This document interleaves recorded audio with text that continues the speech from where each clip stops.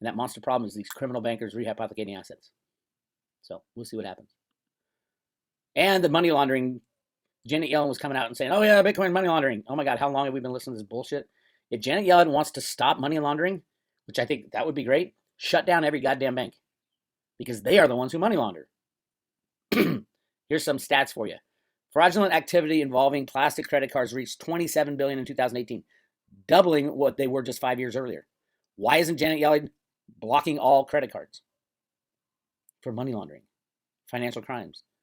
There's a specific type of wire fraud that uses scam emails. According to the FBI, over $25 billion was stolen in a 3-year span using this method. Why isn't the FBI stopping that? I mean, Bitcoin is tiny as far as their money laundering. Hackers once used Swift messaging to steal over $100 million from the Federal Reserve Bank of New York. Most of the money was never recovered despite being sent through regulated banking system. And it wasn't hackers. It was the bad guys. HSBC, money launderers, everything all the time throughout Mexico. Back when people wrote checks, check fraud was fairly common. There's a great movie starring Tom Hanks and Leonardo DiCaprio about this. I forgot the name of that movie. Colonial Pipeline hack involved a ransom of payment of $5 million. The Bitcoin blockchain has been settling over $10 billion a day in the month of May. The ransom represented 0.05% of one day's volume. There's over $2 trillion worth of physical bills in circulation. Harvard professor Ken Rokoff estimates that a third of that cash is involved in drug deals or tax evasion. Why not ban cash? I bet they will. But it's not the cash. It's the banks that are issuing the cash. That's over $600 billion in illicit activity, or the GDP of Switzerland.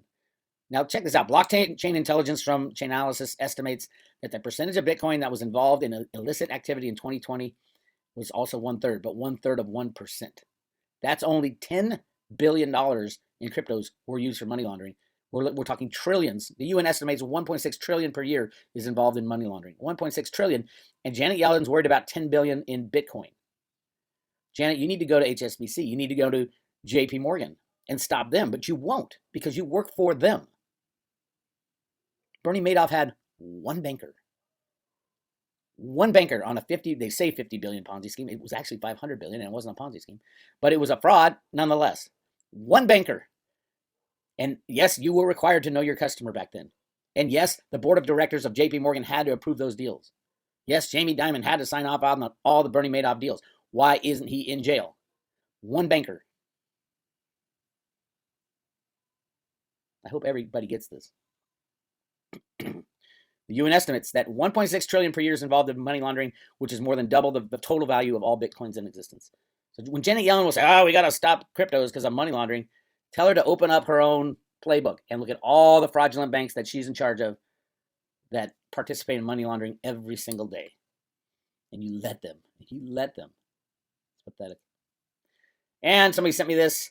Farar Sharad joins Coinbase as chief policy officer. Former Goldman Sachs global head of government affairs and former White House deputy national security, looking to take over every part of it because they know it is going to be a gigantic part of our future. All the idiots that say cryptos are going away in this last run, you guys are freaking idiots, especially the gold and silver guys. There was a couple others. Oh, it's dead. I know cryptos. And oh, you idiot. You're a freaking idiot. If you knew cryptos, you would have bought in when it was 10 cents. You don't. You don't understand it. Get it through your thick skull. Gold and silver people, if you don't understand cryptos by now, you're missing out on an opportunity of a lifetime still to this day. Or you can listen to Chris Duane and never change your mind no matter how much evidence is thrown in the middle of just, here you go. Doesn't matter. I'm just saying. It'll be the crypto people who save gold and silver people from annihilation.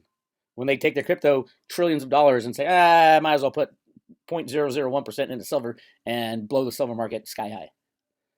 And all the gold and silver bucks was like, yeah, I knew I was investing in the right thing. You weren't.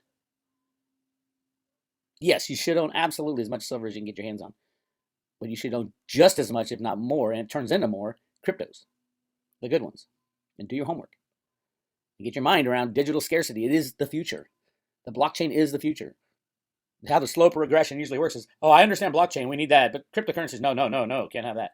If you understand blockchain, you understand cryptocurrencies. If you don't, then you have a problem. I'm sorry, you just have a problem. If you can't understand Bitcoin by now, 11 years later, I don't know what to tell you. Hang on to your silver. You'll do well there. It's just, who knows when that's going to happen. I hope it happens tomorrow. Could happen at any moment. They could take their finger off the mouse. That's all it takes. Anyway, I posted the latest Jenny Moonstone readings to him. There's one more to go, probably Wednesday. First one is about Theta going on sale. We did it when Theta was like $4. It's crazy.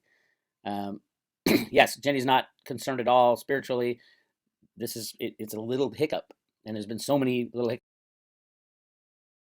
on the private